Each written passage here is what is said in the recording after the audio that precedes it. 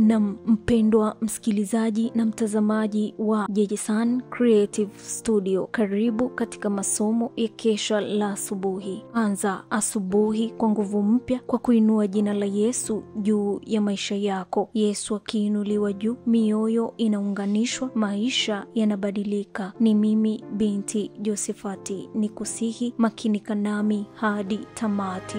Piga panana ya makelele, Yesu yuaja tena.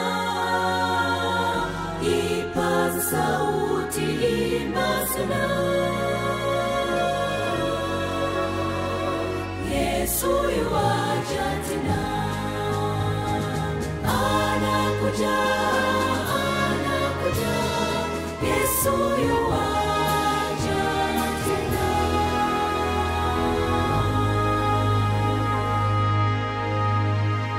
Na ikiwa ni Novemba 21, akina mama waaminifu watatambuliwa katika hukumu. Naliomba nipewe mtoto huyu, Bwana akanipa dua yangu niliyomwomba. Kwa sababu hiyo mimi nami nimempa Bwana mtoto huyu. Wakati wote atakaokuwa hai amepewa Bwana. Samueli wa kwanza 1 mstari 27 na 28. Tuombe. Asante Baba Mungu kwa kuwa pamoja nasi. Ni asubuhi tena, tunajikabidhi mikononi mwako. Tunapoenda kujifunza maandiko yako matakatifu, tunaomba uongozi wa Roho mwema utuongoze. Ni kupitia jina lako Yesu Kristo. Amina. Utimizwaji wa nadhiri ya Hana kumweka wakfu mwanawe kwa Bwana haikubadilika hadi pale alipompeleka katika hema takatifu. Tangu mwanzo wa makuzi yake, Hana alimfundisha mwanawe kumpenda na kumcha Mungu na kujichukulia kuwa ni wa Bwana.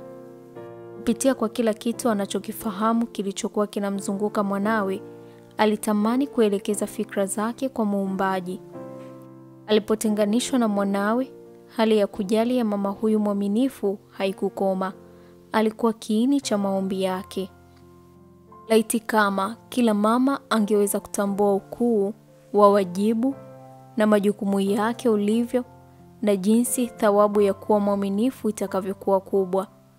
Mvuto wa mama wa kila siku kwa wanawe ni kuandaa kwa ajili ya maisha ya milele au mauti ya milele. Anapokuwa nyumbani, anatumia mamlaka dhahiri zaidi ya waziri awapo katika dawati lake, au hata zaidi ya mfalme katika kiti chake cha enzi. Siku ya Mungu itafunua ni kwa kiasi gani ulimwengu ulivyo na deni kwa akina mama wacha Mungu, kwa watu ambao wamekuwa hawaogopi kutenda ukweli na matengenezo. Wanadamu ambao wamekuwa na ujasiri wa kutenda na kuthubutu, waliosimama bila kutikiswa katikati ya majaribu na mashtaka, waliochagua maslahi ya juu na matakatifu ya ukweli na utukufu wa Mungu kuliko heshima ya kidunia au uhai wenyewe.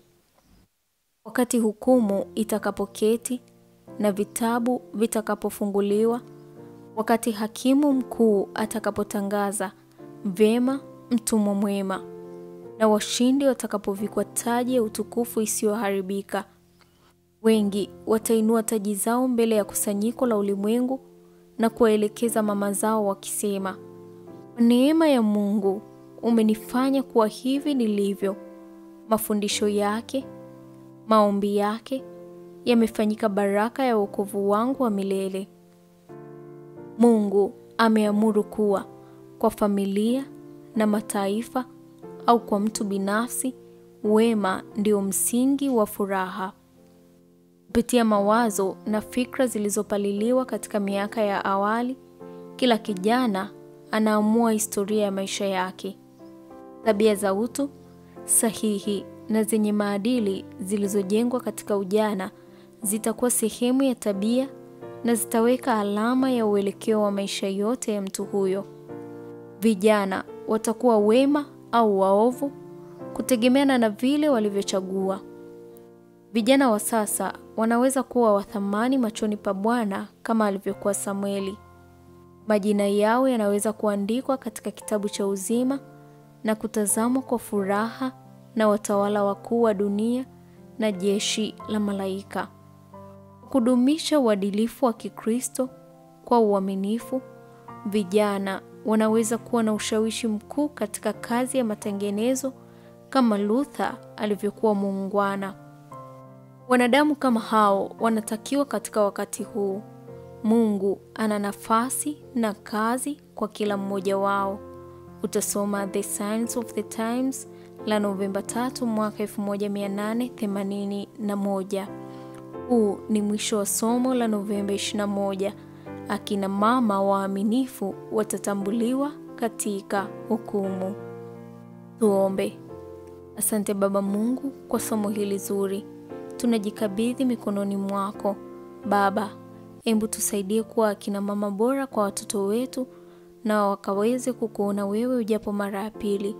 Ni haya machache kupitia jina lako Yesu Kristo. Amina. Anakuja, Yesu yu